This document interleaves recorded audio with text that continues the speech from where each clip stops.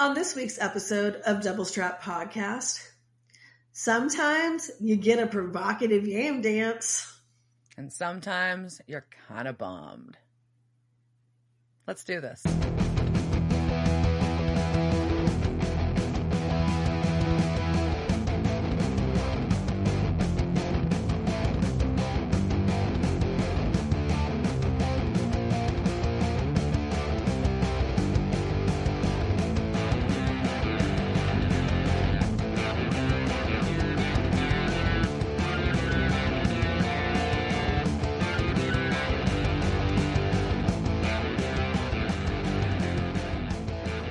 Welcome to this week's episode of Devil's Trap Podcast. I'm Diana. I'm Liz. And we're sure you missed us. We thought we were just be a little late, but we decided to just make it a next episode. Whatever, you don't own us. You get this for free. I do what I want. I do what I want. That's in my purse. You don't know me. Yeah. So today we're going to talk about season 9, episode 6. But first, what have you been up to, Liz?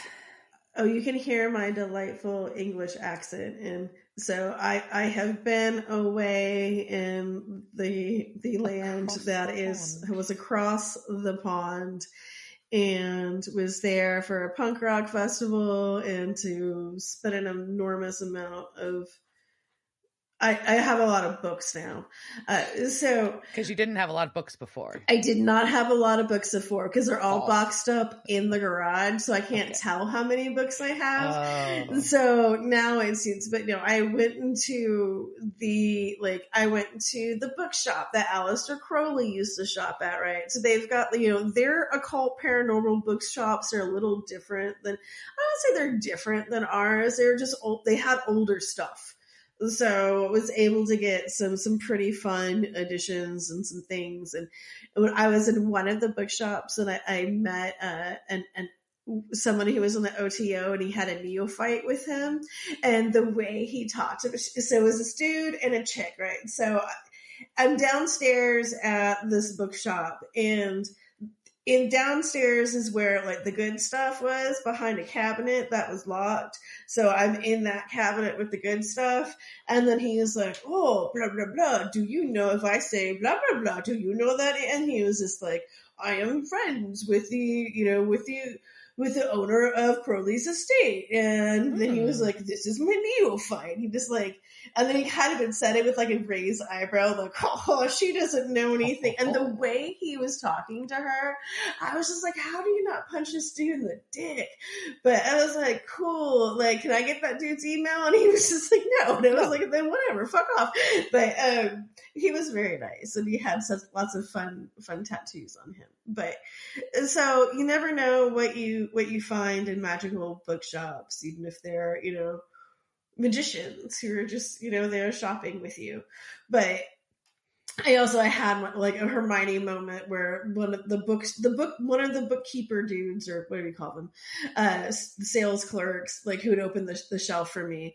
I guess he'd heard me talking to the other dude about, who I'm researching. And then he like pulls out this book. He was like, oh, have you heard of this one? And I was like, oh yeah, I own that. Of course I do. Of course I own that. But anyway, so London was full of people. When I was in Blackpool, the loveliest, shittiest town on earth, I did finally get to go to the spiritualist church there on Albert Road, not upper or lower, just Albert. And so I've been trying to go to this place for like the past couple of years and just has never timed out. I took like specific trains. I could have taken a direct train from London, but I took 2 trains so I could get there early enough to go to this on that day. So at this church, they do a lot of activities, but they also, on Wednesdays, they do demonstrations. And so you go into the spiritualist church from the outside looks like what you would imagine a Victorian church to be. Like, so it has that cool facade. This looks really great. And you walk in and it kind of looks like a normal church. There's pews and things. But there's somebody there with a little cash thing. He's like, that'll be £3. And so it's £3 to go to the demonstration. And he's like, the demonstration will be downstairs today. And I'm like, all right. So go downstairs below this church. And it's basically like I would describe it as any church basement. So it was a church basement with a shop, and like it's a shop for selling dream catchers and fairy stuff and crystals and whatever other crap you need for your spiritual life. Okay. And so, but very British. It's kind of just, and they're just like, little round tables with plastic chairs and other things around them. And I just took, a seat and a table in the back. And I could hear this one woman kind of chatting more. And it turns out that she was a medium. I think her name was Carol. But, she starts off a demonstration by reading, the notes. And so it's like everything they have to like going on over the next like 3 calendar months. All of their meetings, what they are, they're going to have a workshop on meeting your inner spirit or developing like your mediumship skills and things like that. And like going over like which mediums we're going to be at, which different services and things. So very much a spiritualist church just in a basement. Huh. And then when she starts, her thing, the first person she goes to is me. And I'm like, what do? And I'm like, okay. So she, the spirit that she gets, she describes as a woman who was proud that she lost weight, but still had big tits. She did not use the word tits, but she basically described like I was like, okay. And I'm guessing like I was like, maybe that's my grandmother. But she said that there was someone who was very upset that they didn't get there in time before she died. And that I need to put a padlock on my purse and stop giving money away. Which I feel is very sage advice. And then, also I'm supposed to, but there was a dream catcher behind me, which is why I pointed out. And she said, oh, I'm looking at that and you need to keep a diary of all your dreams. And for 1 month, every day, get up and write down what's happening in your dreams. And then you'll see a pattern. I'm like, no, I hate my dreams. I'm not going to write that down. I'd like to not, but I'm like, okay. Don't want to remember those. And then she said that I needed to go to the working on your magic skills, or whatever that class was, because I can see spirits and it is time for me to stop depriving the world of my gifts. Well, Liz. I know. I feel very selfish that I am depriving you guys. I know you want my gifts. So she was lovely. She read like a few other people, and it's like her techniques were really interesting. So yeah, so I finally got to go. And I really, honestly, man, if I lived in that town, I would be there every fucking week. That was like the most interesting. There is nothing more interesting and no better way to kind of like get to know people than to watch them being read by a psychic. It's a good time. I highly recommend it. Go find a spiritual church next to you. Go see people like, the Great Assault, don't give them your money. You can give them some money because they're doing something for you, but right. Anyways, it was a good time. So that was England, and I came back with COVID. Like you do. Like you do. But honestly, I think, I had to have passed thousands of people. Just thousands. We were talking before we started recording about, and you were listing like the international people that you crossed. And I'm not saying that, I'm just saying it just shows the cross section of humanity when you travel, was what we were talking about. And like, it's just, you see thousands of people. I probably, even if it wasn't COVID, you probably would have got a cold just because you're around. Well, yeah, it's just, and and frankly, like this round of, and I know other people who were not in England, who were in different places, who have all gotten COVID over the last couple of weeks. And I mean, hopefully everybody else has kind of the variants that we got. And it was a couple of days of suck, but it wasn't like COVID suck. It was just, I had a really bad cold. My throat kind of hurt. I wasn't even as exhausted as COVID normally makes me. So it went away pretty fast. As it normally makes. I think it's like my 5th time having COVID or something. I know, it's just funny. So thankfully that is out of my. It came and went really fast. Yeah, that's good. Also title of my next tape. So, okay. And what about you? I've just been holding down the fort, and I went and saw some music because I know everybody's shocked about that, but had a really good time going to see Dale Watson and Jesse Daniel. Dale, chicken legs, Dale. I got a great photo with him. It was really fun. It was a great show, and my friend Sarah Johnson got to How is he holding up? He's doing good. He looks great. I mean, he's still looking silver foxy. He looks the same as he has for many, many years. Yes. You just never know how it's going to go. I mean, I know he stopped drinking for a while, and that probably helped. Well, a lot of things. Yeah. I got it. He's a pro at the selfie. I'll shoot it to you so you can see, and we'll see if you want to throw it up on the stories. But yeah, no, it was a nice time. And then since then, we've also gone to, what else? I feel like I've done other things.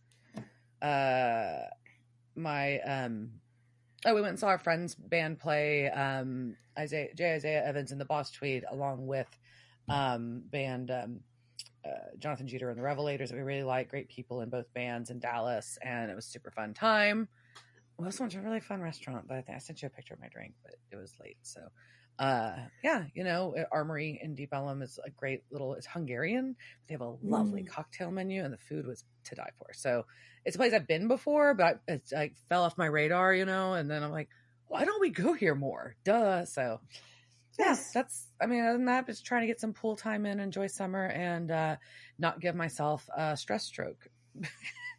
That's good. A joke. That's kidding. Not no stress stroke. Stress stroke. That's not. Yeah, more breaststroke, less stress stroke. There. Yeah.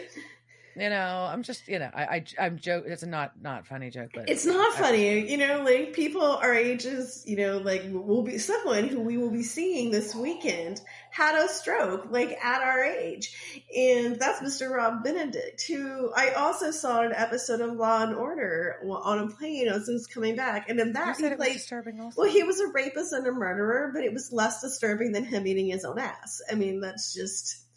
And that is how that's how we rate things now. We will be seeing him in a few days at the Creation Supernatural Convention in Austin. Yes. And I won't be able to look him in the eyes. Just be like, oh, ooh. But yeah. We're looking forward to it though. It'll be fun to be in Austin for this one downtown.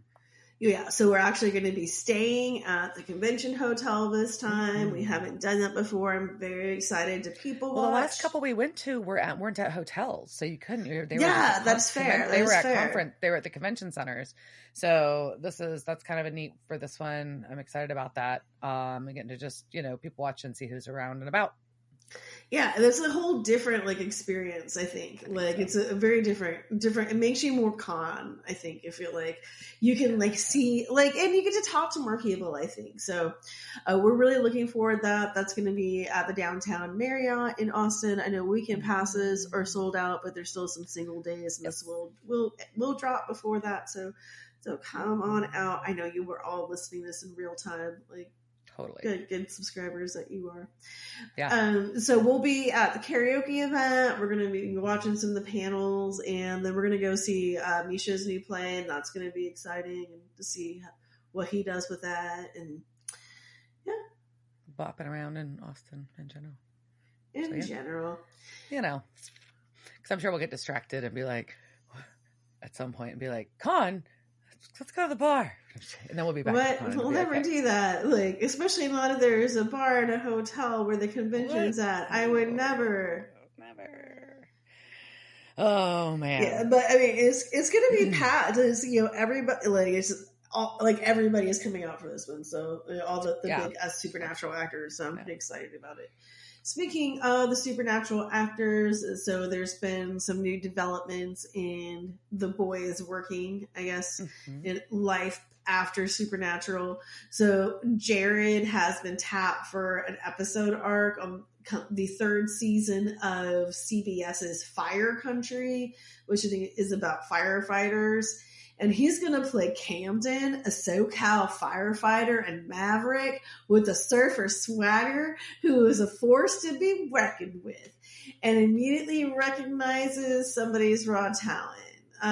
So the deal is for that recurring role, and they think there may be a new spin-off headlined by him that would be joining called Sheriff Country. or joining that. I don't know. So there's a possibility. If this just keeps doing. Oh man, I guess firefighter is different than ranger. Yeah, it is. Well, I just Jensen's gonna be a cop. I mean, like y'all do some different things. Y'all can do different things, but good for y'all. I'm glad you're getting work. Yes, that's the most important thing.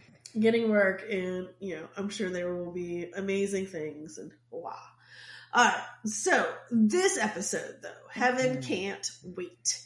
It first aired November 12, 2013, and it was directed by Rob Spera, and he's one of those few that this is the only episode of Supernatural he ever directed. I always think that's kind of, it's kind of like the people, like the five host award on SNL. You get a special jacket. Oh, the jacket. You get like a one episode of Supernatural jacket. But so he also directed episodes of Criminal Minds, Army Wives, the horror classics Witchcraft from 1998, and Leprechaun 5 in the Hood. Oh. Yeah, that was from 2000. He also does and did a lot of theater. He was resident director at the Tony Award-winning Actors Theater of Louisville. I believe I tried to apply for a job or a fellowship there once.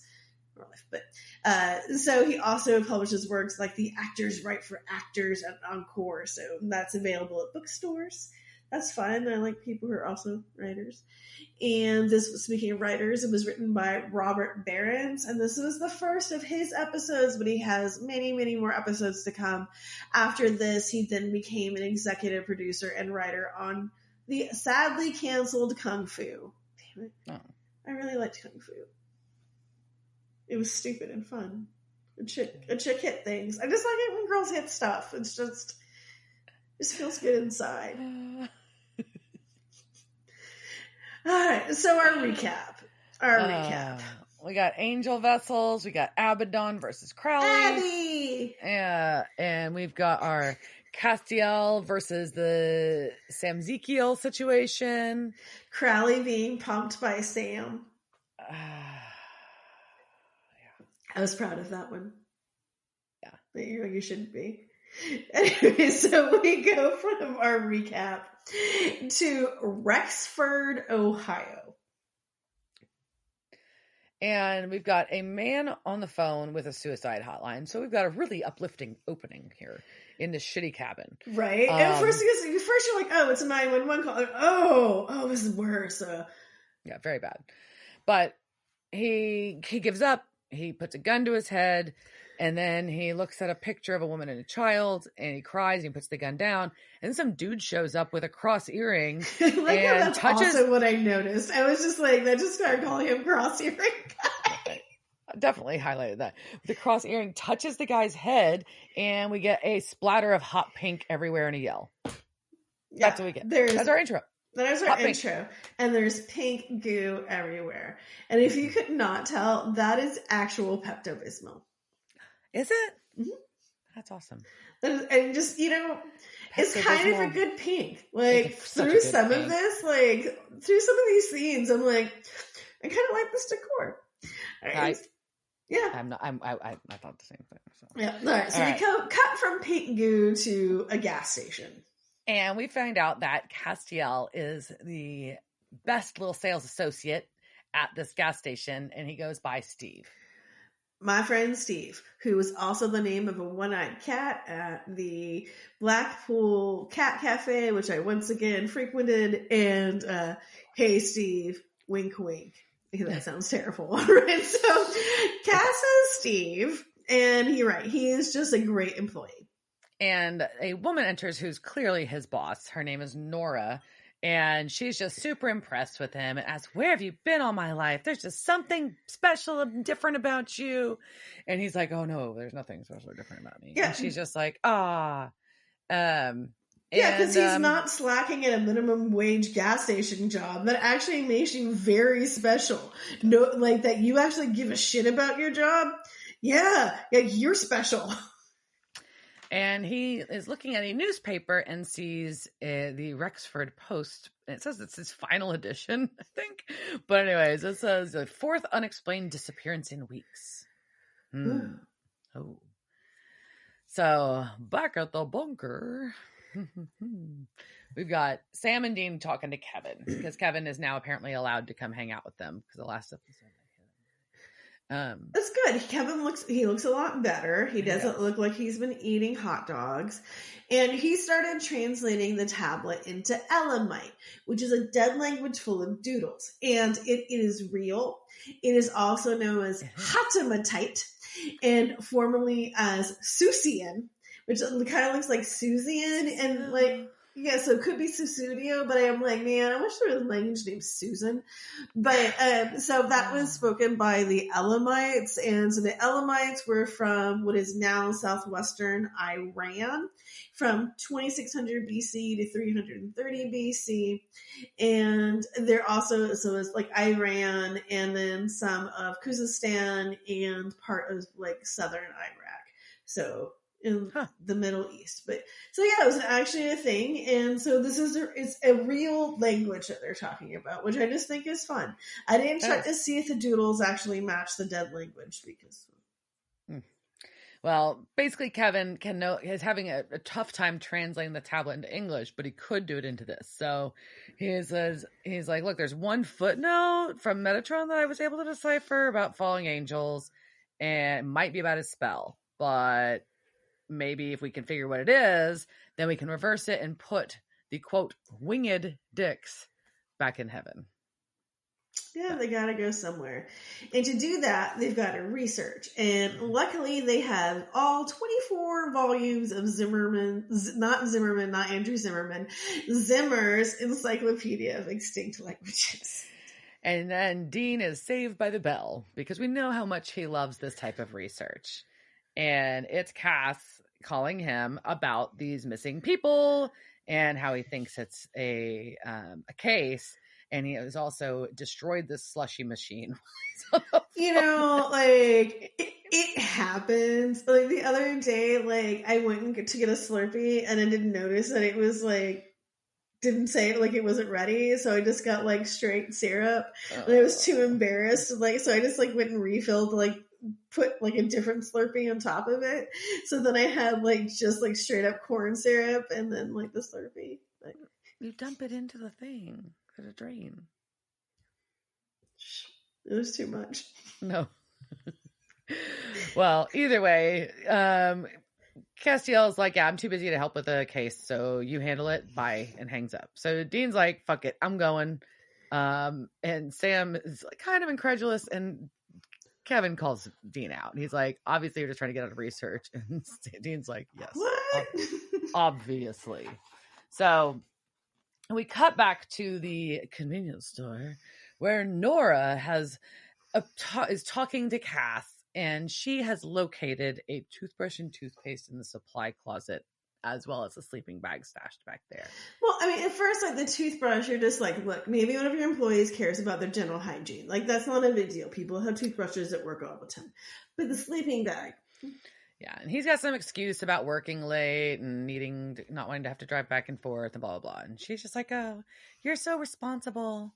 I don't want to take advantage. But she gives him a kiss and asks him if he's free tomorrow night. Because she's off, and she knows that he is also off. And so, like, and he's not busy, so yay. Yeah, I'm like, Cass has a date. We all think Cass has a date. It very much seems like Cass has a date. But so, we cut from that to Fed Dean. And Dean is at the house, and I'm like, oh, the inside of these windows are pink. That's really cute. Yeah, no, it's a very nice palette. I like it.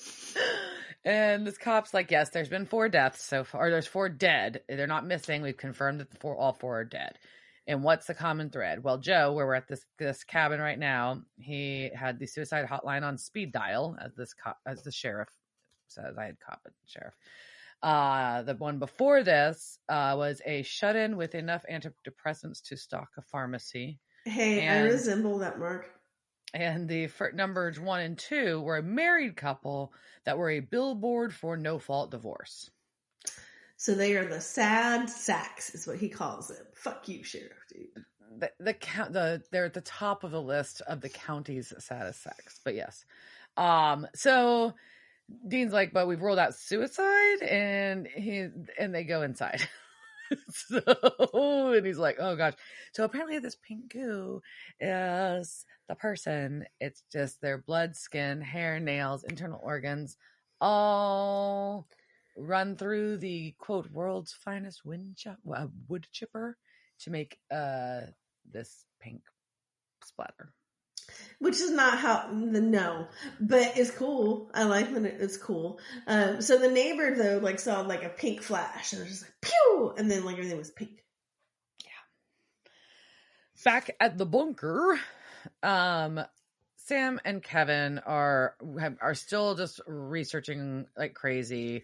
They talk to Dean on the phone. They've already reached out to Professor Morrison. He's on sabbatical. So, no, he is not on sabbatical. Professor Morrison has gone to live with the Trobrianders in Papua New Guinea, and they are fascinating, and we're going to learn about them. So this is lore, but it's not really lore. It's just about these people who are freaking awesome and their yams. Okay, so these people, they're of the Trobriand Islands. I hope I'm saying that right. So they're mostly subsistence horticulturalists. Oh, also, this is mainly from Wikipedia, but mainly Wikipedia got it from Annette Weiner's, the Trobrianders of Papua New Guinea. So most of the stuff is from Annette Weiner's. So, okay. So they have a social structure that is based on matrilineal clans. So we got women-led clans, which is awesome. And so those clans then control land and resources. And when the colonizers decided they didn't want to have intergroup warfare and they forbid it, the islanders developed this very unique and aggressive form of cricket. So they just like took cricket and they made it like violent and so they couldn't go to war battle with cricket. Each other, right? And so like now instead of going to war, they do this really like elaborate battle cricket. Yeah, so amazing. So they speak Kilivila, and that's Kilivila. And there's various dialects of it. And it's an Austronesian language with this thing that I've never heard about. Non-lineal codifications of reality. So listen to this. So in a linguistic system, the concept of linear progress of times and even geometric shapes and methods of descriptions are lost together or altered. So here's an example. So say you've got an indigenous yam. So when the yam moves from a state of sprouting through ripeness to overripeness, the name for each object in a specific state changes entirely. The description of the object at different states of development relates to wholly different perceptions of the object. Ripeness is considered a defining ingredient, and thus once it becomes overripe, a yam is perceived as a new object altogether. And they apply that same concept to time and geometric shapes. But so you get what that's saying. So basically, like, you start off with, so they're using the yam as a thing, but so as an object is changing over time, it becomes a whole new thing, right? So you wouldn't be like, this is a ripe yam. It would have a whole new word that equals ripe yam. But like an overripe yam would have a whole new word that describes it. So they're two different things. Like that yam is like more than one thing. That seems overly complicated. But then they don't have adjectives and things, right? So it wouldn't be an overripe, like it's still an overripe yam. Right. But there's just like one description of it, and it just becomes a different being altogether. And they do the same thing with time and with shapes. They think about that perception is just different, which I think is really cool. So their language, words. Yeah. So many words. So many words, but less, right? Because you're losing your adjectives. So you're still like, I think your sentences are probably end up, and I just think it's a fascinating concept. Yeah. So in addition to that, they have a cultural taboo of eating in front of others. So they eat alone and then they retire to their own hearths with like their food, turning their backs on one another and eating really fast for fear that somebody is going to see them. No, nothing.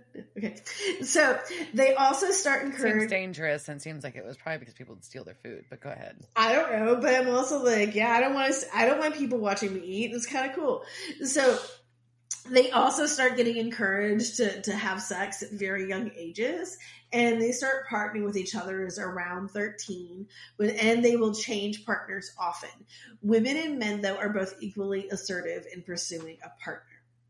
And when they want to marry each other, they start spending more time together. The boy will give the girl a gift, and when accepted and approved by her parents, she'll move into his house and eat there and hang out with the dude all day. Then, when she's ready to be married, she doesn't leave the house before sunrise.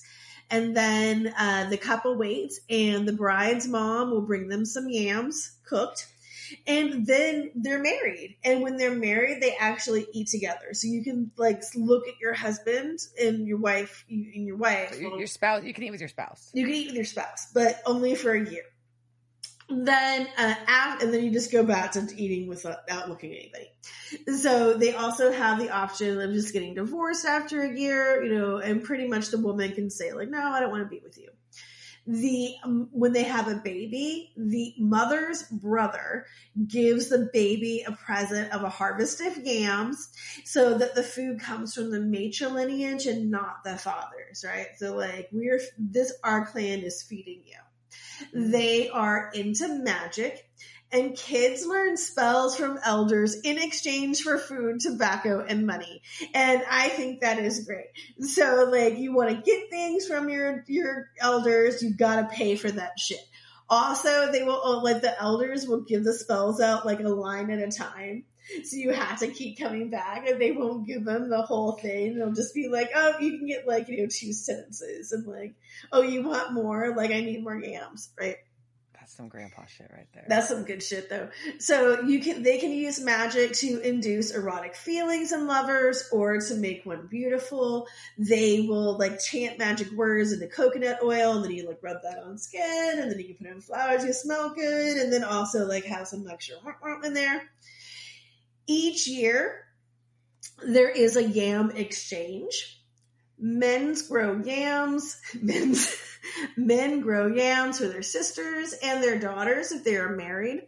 A husband gives his wife's family a present in return for the yams given for their wives. So, like, here are some yams, and then you get, like, a deck of cards, whatever you get. I don't know the amount of that present. When the woman is first married, she receives yams from her father until her brother thinks his sister and her husband are old enough for him to give the yams. I don't really get that one, but okay.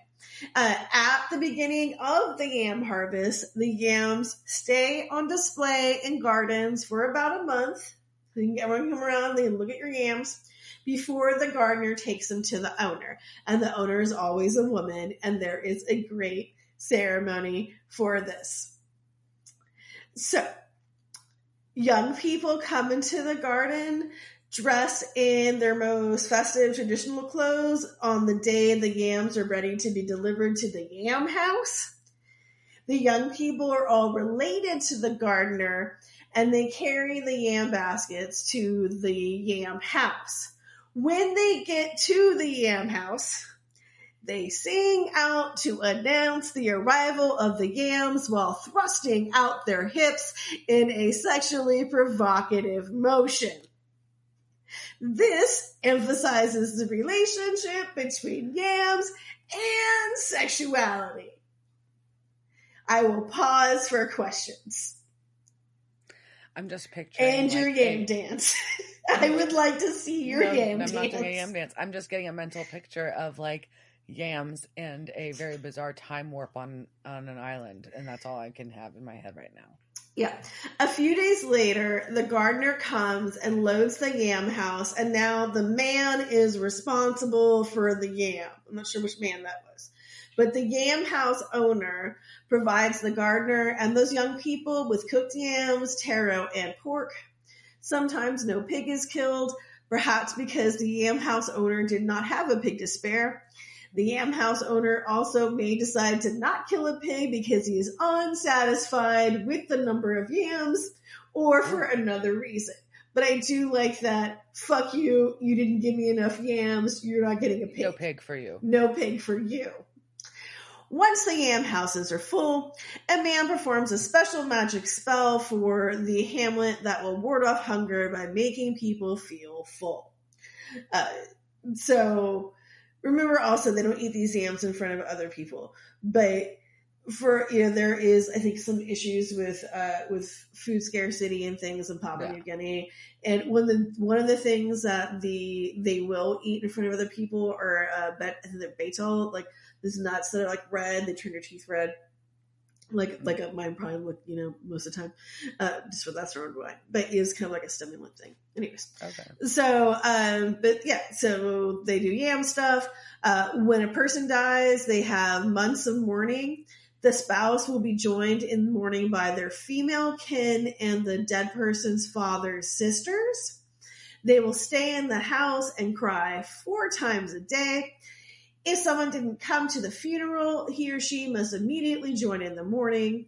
Other workers may observe some of the mourning taboos. A lot of them shave their heads. People closely related to the deceased avoid eating good food. It's kind of like that. It's just like, no, I'm in mourning. I can't eat the good food right now. I don't know what would be considered good food, but I like that.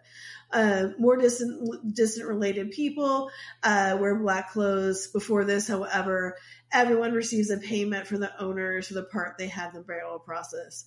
I'm assuming those are yams. Probably. It doesn't say, but I'm just guessing. It's a yam-based economic system. It is a yam-based economy.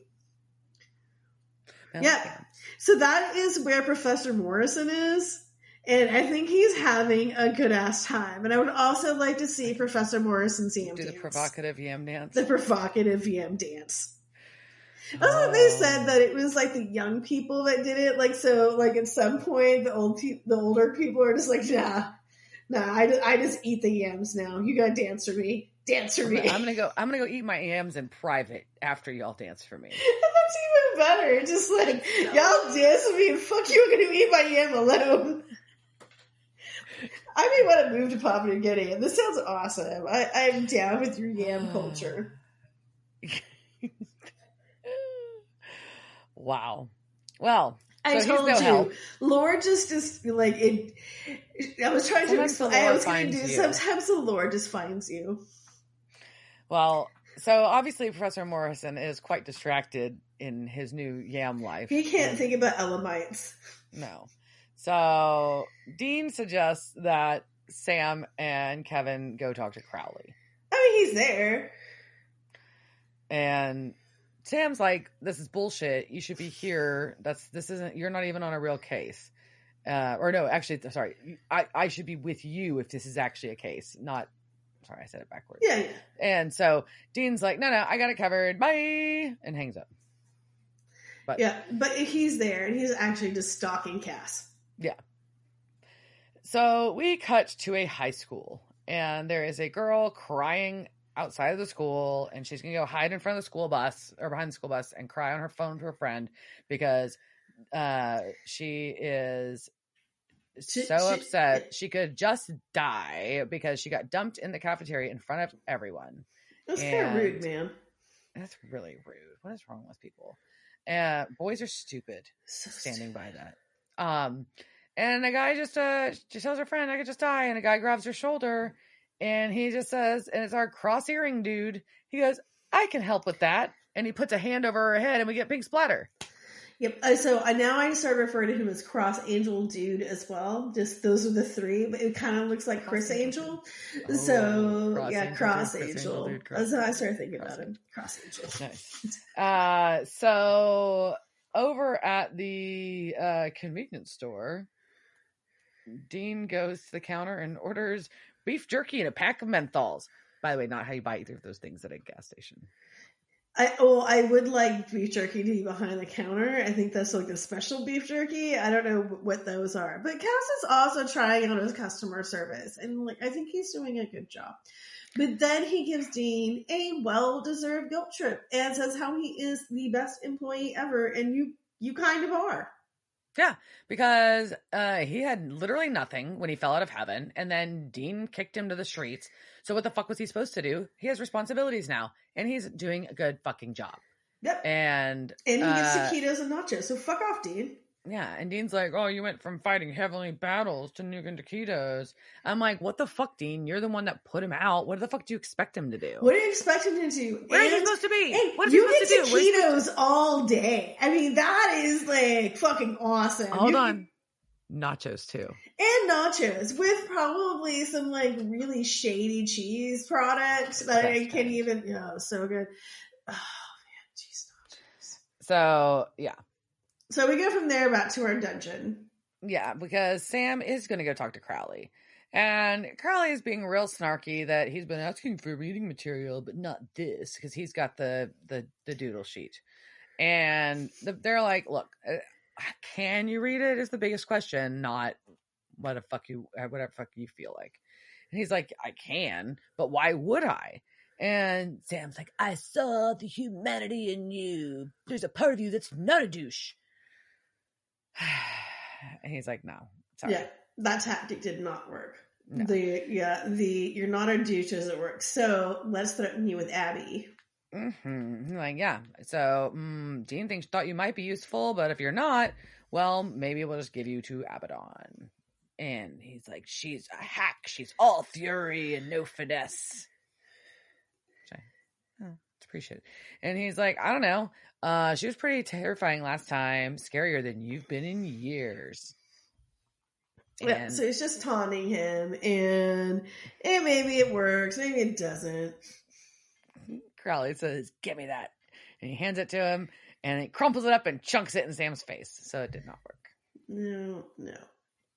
But back at the convenience store, Dean is now informing Castiel that he is above this. Yeah, Dean, you're an unemployed drifter. You need to put your snobby judgment away.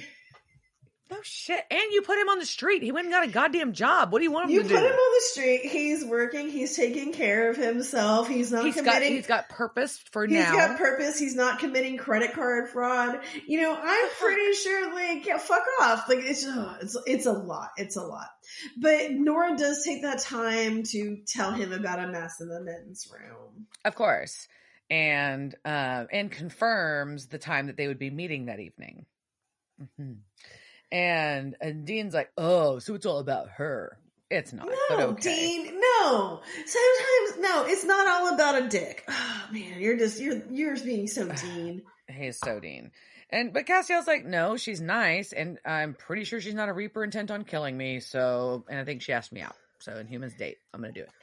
And finally, Dean's got Cass is crushing it. Crushing being human. Yeah, he's doing a great job. He's doing a better job being human than Dean does. So much better. Dean's like, oh, my dates end when I run out of singles. I wouldn't brag about that, man. I just wouldn't. So, long and short of it, Dean gets a call, and he claims apparently his FBI name right now is Agent Lee Ermey, which is the actor, the Marine turned actor, best known for Full Metal Jacket and a lot of other things too. And he's like, basically there's been another death, and it's the one at the high school. And Dean convinces Cass to come with him to the crime scene when Cass gets off work after Cass cleans the bathroom. Yes. So they're gonna head on over, and when they get there, Cass is still wearing his stupid work vest, which is a weird choice when they get to a crime scene. It is. Well, just that work vest mock thing is a choice in itself. Stop making your employees wear that shit. All right. And so there is a teenager explaining to the sheriff what happened. Yeah. And Cass is just fixated staring at this pink splatter. And while this girl is talking to the sheriff about what happened, And he is trying to, Dean kind of steps in, is like, look, is this really, this your friend? Like, the girl's shocked this is her friend. He's like, look, was she depressed, suicidal? And she's like, ew, no, but bummed. And I like, she says that dickbag Travis broke up with her in front of the whole school. He's like, how bummed was she? And she's like, more bummed than when she got a C on a quiz, less bummed than when her parents split. Kinda bummed. I really like this girl. Yeah. She's a good egg. Mm-hmm. So either way, so we know that there's something awry here because we've had these cases that are supposedly these super depressed folks. Now this chick's bummed, but she's not like she's just kind of bummed. She's teenager bummed, kind of bummed. So Dean goes to Cass and he's like, I've seen this before. It's not an ordinary angel, and this is very fucking bad. And apparently it was a Ritzien, Ritzien, called Hands of Mercy is what it means. Yeah, no, they say it's Enochian for Hands of Mercy. And actually it is. It is a direct translation according to the Enochian language, which is why you almost had a whole lore about that. But so we will have that some other day. But it's not a thing. Like, it's not a real angel thing. Like, it's not like angels are real, but it's not real in like an Abrahamic, like, religion kind of way. You know, like, not, you know what I mean? It's like, it's not canon, it's not apocryphal. Angelic, yeah. It's not, it's not a thing. It's just somebody went into an Enochian dictionary and pulled out Hands of Mercy. Cool. It's dark. Because so apparently on the battlefield of heaven, the special angel that was like a medic, and they would heal people unless they were beyond healing, and then they would put them down if they were past being saved, and it was considered a special ability to do a virtually painless smiting. They would hone in on pain like a beacon. And so Cass is like, but with the ebb and flow of human emotions, and he just got to Earth, aw shit. He is not going to get this. It took years for Cass to even barely wrap his head around it. And that sometimes people are just sad and in pain. That's okay. And that's okay. We're sad sacks. We are all sad sacks. And so Dean's like, well, we've got to stop him.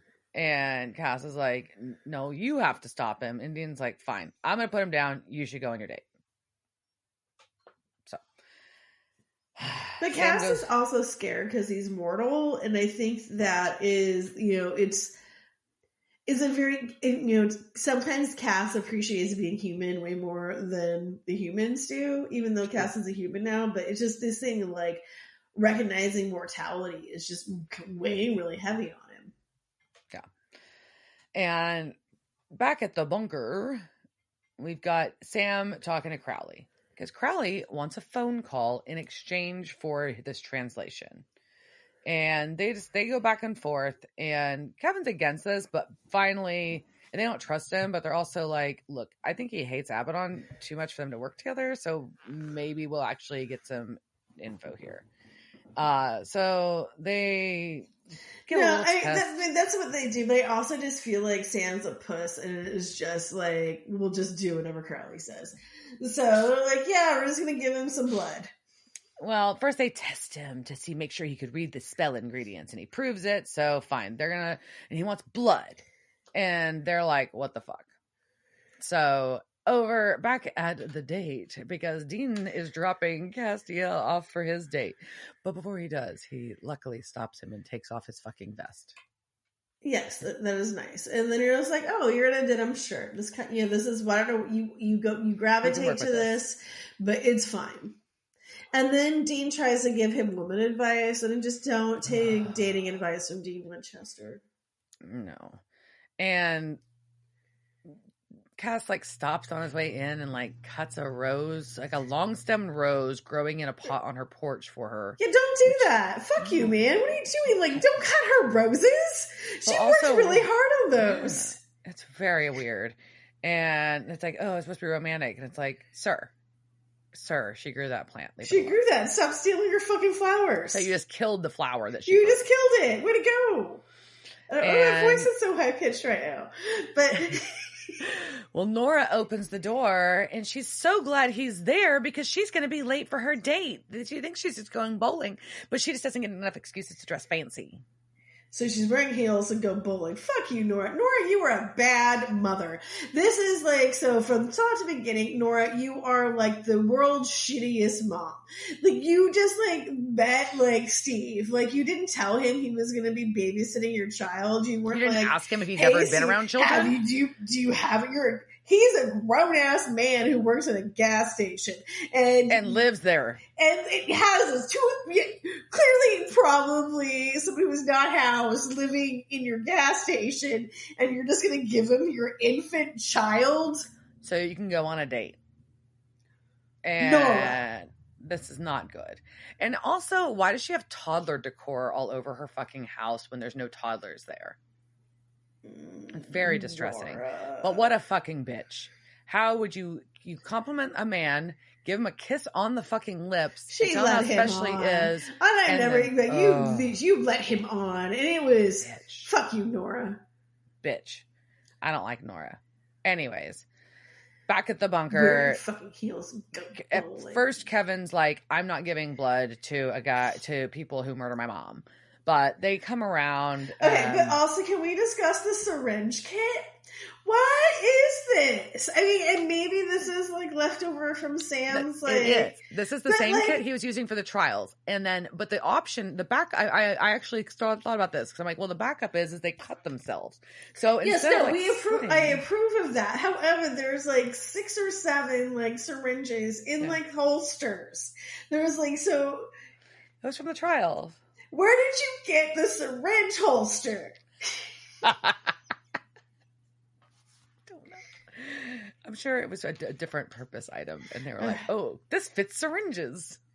So bizarre. It's just a thing that they keep. I mean, I guess, but how do we know those are sanitized needles? I guess you don't care. I don't know, but I do. Since when do they give a shit about sanitation?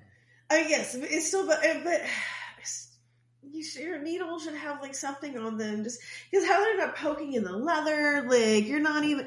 Oh, this is so gross. But anyways, Kevin's anti-possession tattoo looks good on his forearm. It does. And Castiel and so Sam and Crowley are going to pull Kevin's blood so that Crowley can make a call with the blood bowl. And he has to keep saying his name of who he is and who he wants to be connected with. He tries to say it's a bad connection and then says that he's been placed on hold. Which is just hilarious in a blood bowl scenario. I really appreciate this scene. You know, I'm just, once again, I really wish I could hear the other side of the blood bowl. Like, every time they have a blood bowl on here, it's always just like, I guess the answer is in your head. But I would like to have, like, a voice coming through with, like, whoever was putting him on hold. Him? I'm sorry. You know, like, I would like to have heard that. So we go back from that to adventures in babysitting. Yeah. The baby's crying. And I'm like, does this man even know how to hold a child, like, with, like, cradling their head, right? I mean, that, you can still, like, he's shaking this baby aggressively. Yeah. He's not done a lot of baby holding. Which Nora would know if she had asked. She asked. But he does start singing Believe It or Not, which is the theme from Great American Hero. And the baby does stop crying until he tries to put it down. Yeah, like they do. But, so there we go. We've got Dean is driving and the sheriff calls and he's like, by the way, we've got an update from the first crime scene. The husband didn't die after all. It was just the wife's DNA that was found. So now we know who our suspect is for all of this mess. So did they run DNA samples on like 5 different parts of the goo? Did they have like, how are they sampling this goo and testing it? What lab technician like got this job? And that actually sounds kind of fun. But well, goo tester. Goo testing. Ew. Wonder how much that pays. All right. So the goo gets tossed in and we go back to crying baby. And Castiel's talking about, kind of relating to this crying baby about getting just shoved out into the world and da-da-da-da. So either way. And he's like, I used to just be able to ease your pain just by a boop. And then he realized that the baby has a fever. Because he boops the baby. He's like, oh shit, you're hot. You have a fever, baby. Yeah. So Nora's just left a sick baby with her employee. And we go to the sheriff's office, who the wife was a hard-lined atheist, not a peach. Fuck you, sheriff. But the husband got obsessed with Buddy Boyle. Those could have been two separate things. She might just not have been a peach and been a hard atheist. And then we've got, the husband was really into Buddy Boyle. So now we know that the wife wouldn't let God in. Well, that's what they said. Yeah, I mean, and that's fair for a couple to have a very large split in their. No, that's literally what Buddy Boyle was telling them to do, was let God in, and she wouldn't let God in. Right.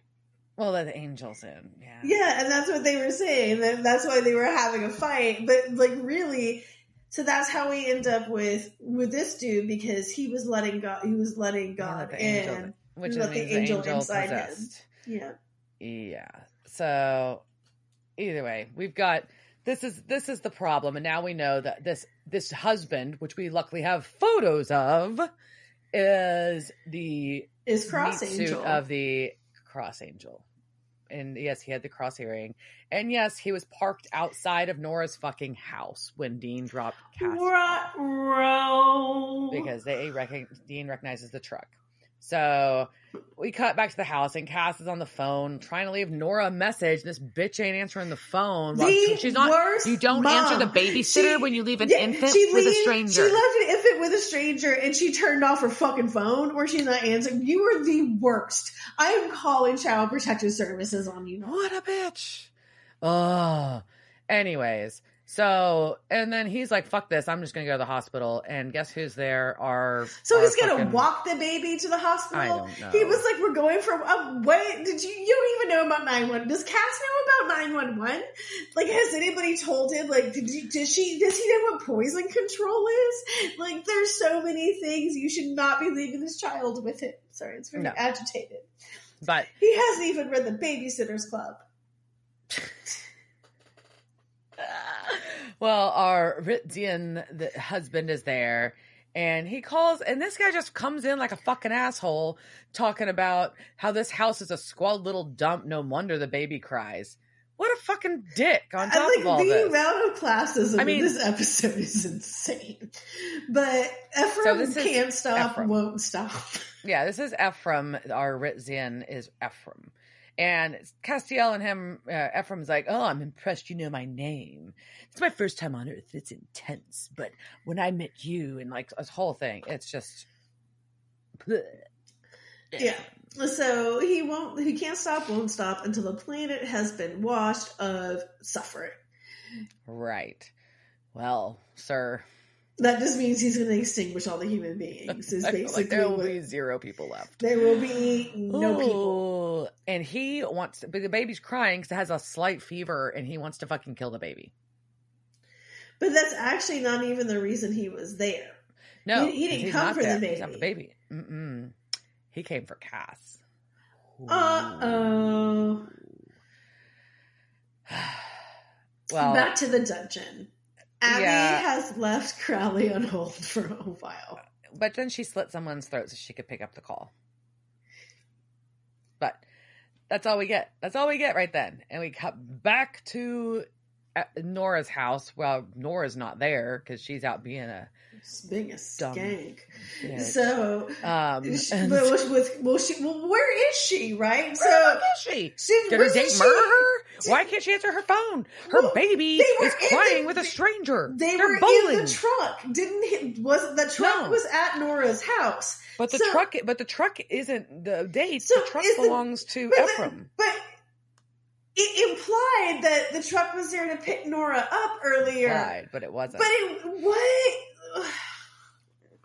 It was just sitting there being a Nora weirdo. on the date with? We have no idea. We will never know. We will never know whose Nora's dumb date was. But basically, Ephraim's there because he followed the sound of Castiel's pain. And so secretly trying to be all slick, Cast pulls the leaves and thorns off the rose to make behind his back, to make his hand bleed. You didn't take the leaves off for that. The thorn was just there. I mean, you could just use the thorn. Well, he just, yeah. Either way. And Ephraim goes on his, like, monologue about pain is loud and he's doing heaven's work and blah, blah, blah, blah, blah. So Cass is going to try to do the angel blast thing sigil with his hand on the glass wall. But he won't let him. So then we go back to Abby, and her hair looks amazing. And Crowley wants to know about her numbers. She's like, I've doubled them from your projections. And how has she done this? And he knows it's because she's taking souls before their time and voiding his contracts. No more bureaucracy. Yay! It's a good thing. Should get rid of bureaucracy. I don't think that's quite how this goes. And she says she's taking it all down brick by brick. And she calls Crowley the king of bureaucrats. But back at the Nora's house, we've got Ephraim telling Cass, don't worry, I'm going to take your pain away. And Cass is like, no, I want to live. Don't do that. He's like, as an angel or as a man? And Dean busts in as the baby cries and gets flung across the room. He does. And then we go to the dungeon. And in the dungeon, Crowley calls Abaddon a ganky, putrescent skanger.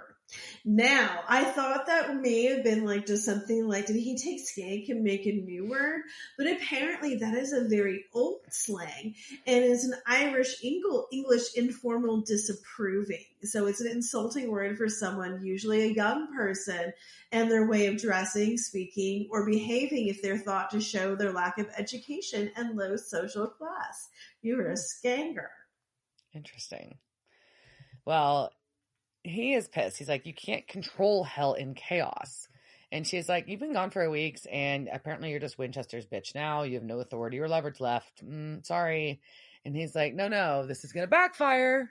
You're going to burn. And the call ends. Yeah, and Kevin and Sam have just been watching this. And they're only hearing one half. They can't hear her part, right? They can't hear her. So all basically they just hear his Crowley's, which is even funnier. Yeah. But, and so he is just, he's threatened her, but she hangs up. And he was just like, fine. And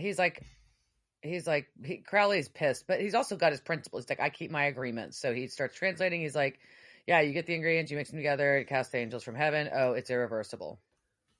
How?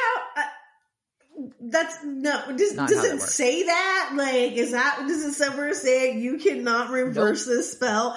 I don't think so. Like, spells don't permanent say that. And irreversible. Maybe you had to like give them some more yams, and then they can get the rest of the spell, and that's how you know how to reverse it, right? They were just like, no, you have to work some more.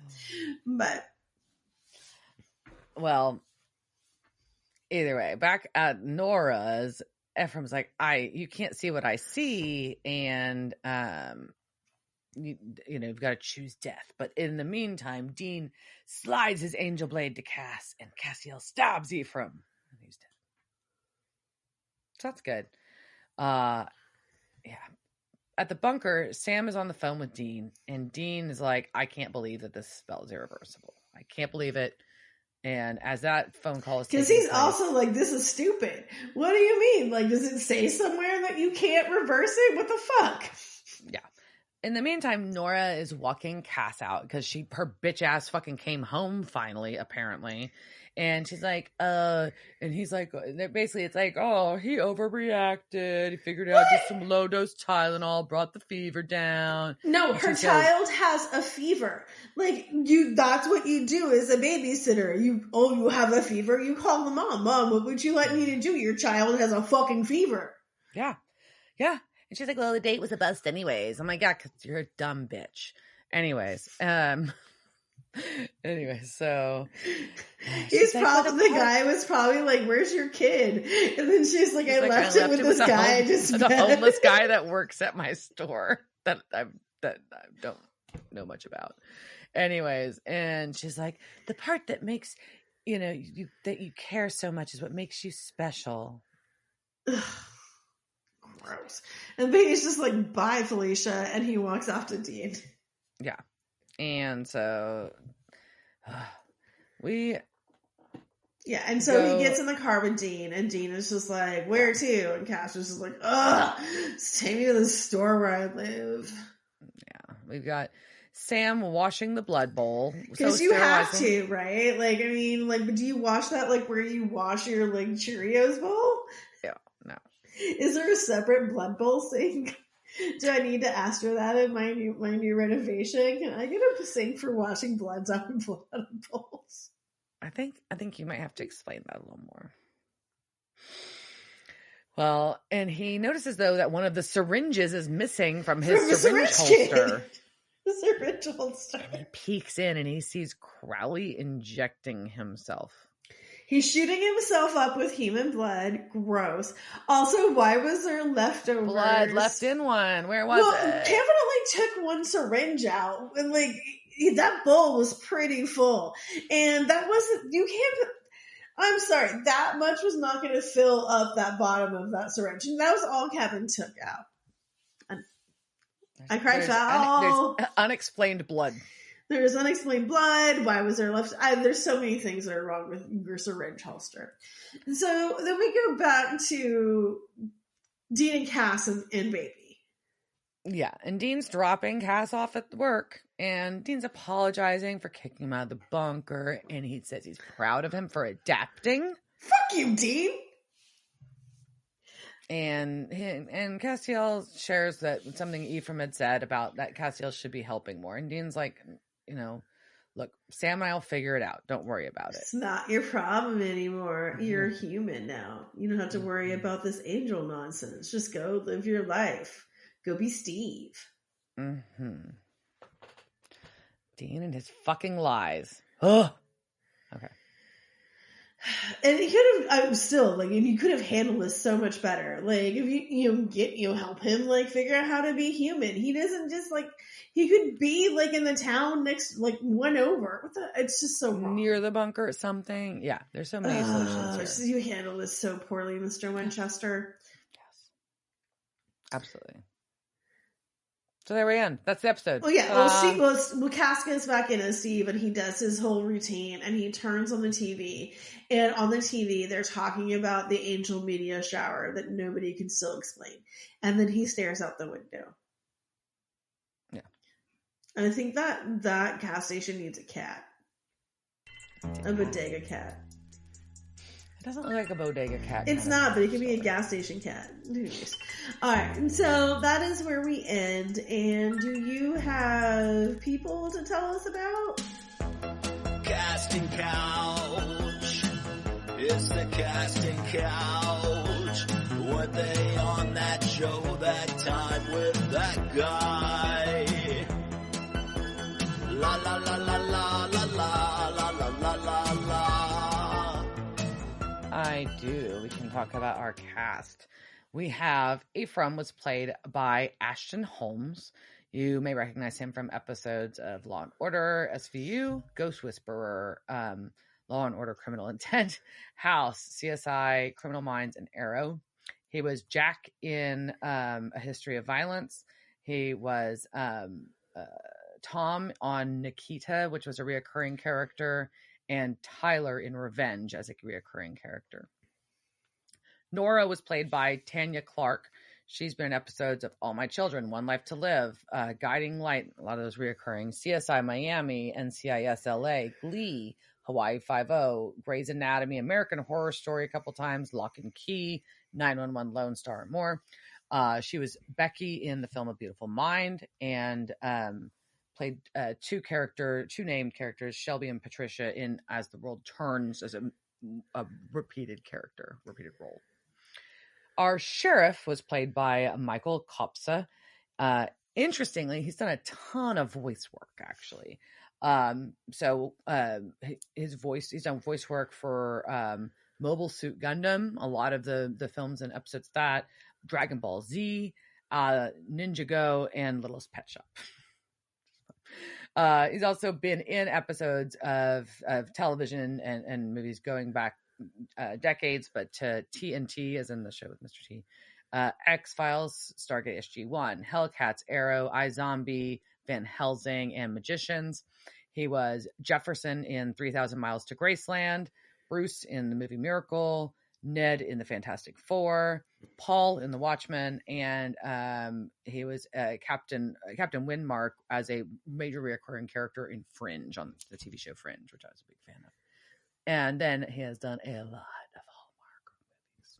So there we go. Cool. Huh? So was it kind of a bummer? Were you kind of bummed? The funny thing is that the biggest bummers in this, like, so yeah, I mean, I thought it was actually a really interesting episode, but it was kind of bummed. Because how could you not with the Ephraim's Porsche? And I just don't think and then when you got where you're looking at Dean lying and how shitty Dean's being about the situation, like, how do you not be kind of bummed on this one? But I also thought it was a really fucking good episode. So it's a weird mix. It was good. I mean, I thought it was well directed. I think I see a lot of the horror stuff creep in there. But, still kind of bummed. I mean, obviously, there's the whole taking the life thing, which is, very bummed. But, it's dark. It's dark. Fucking dark. And then, but I also think if you want to go, you were teasing me, we were texting the other day about me being like a little misgratitude. And I'm like, but also, it reminds... I thought it was also an interesting take as I've been stressed and wanted to burn it all down a few times recently. Burn it all down! Burn it all down! But also it reminds that everybody has pain and it does ebb and flow and it is part of human emotion and life and all those things. And I felt like that was kind of an interesting note to show how the angels couldn't relate to that and understand that. I thought that was as Buffy said, the hardest part. But was it the hardest part of living is living? I don't know the fuck, but whatever Buffy said. but it really is, that is a really interesting, is an important thing between, human, like humanity is suffering. However, that's also just part of being human. And there, just because you say I died doesn't really mean you feel like that is going to be a passing thing. And, maybe Cross Angel should have, taken a step back, but I think Cass, really being the version of New Human and trying to process all that and trying to process it, and really, just I think as you said, being a better human being than Dean Winchester is. So I mean, he's crushing it as a person, good, or at least according to some standards of society. But he's trying, and I think he's Cass. I'm rooting for you, buddy. So rooting for you. Yep. Dean, get the fuck out. I'm just gonna smack you. Mm-hmm. Smack him. You need a good kick in the ass. All right. So kick it in the ass. And cheers, Dirk. Cheers, bitch. Devil's Trap Podcast is a Don't Get It production. Meow. Devil's Trap Podcast is part of the Ship It Studios podcast network. Thanks for listening to this week's episode of Devil's Trap Podcast. You can follow us on Instagram at Devil's Trap Podcast, Twitter at Devil's Trap Pod, or you can email us at devilstrap@devilstrappodcast.com. Don't forget to subscribe, leave reviews, and share with all your friends. We're at all your favorite podcast outlets and at devilstrappodcast.com. I'm Babe. Thanks for tuning in, and we'll see you next time.